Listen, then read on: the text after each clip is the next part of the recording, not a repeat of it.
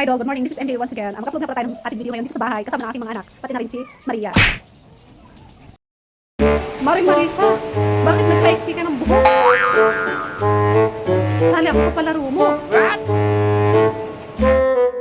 bakit naman, Maria? Aba, ano pa kailan mo nagpa-iksi ako ng buhok, ha? Ayaw, di ma. Halika dito, sumali ka sa palaro ko.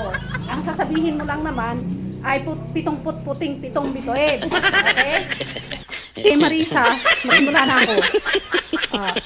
Pitong put-puting pitong butuan, butiin. Butiin, butuon. Diba? Pitong put-puting pitong bituin. Ikaw naman.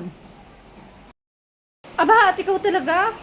Ako naman ha, pitong put-puting pitong bituin. Pitong put-puting pitong bituin. Di ba maling-mali ka talaga? Ang ganda ko talaga, kahit may isang buko, pangit ka naman. Hello mga idol! This is MJ Vlog once again. Hello! Dahil nga po pala, ito ang ating vlog ngayon. Ganito sasabihin nila dapat. Pitong put-puting pitong bituin. Pitong put-puting pitong bituin.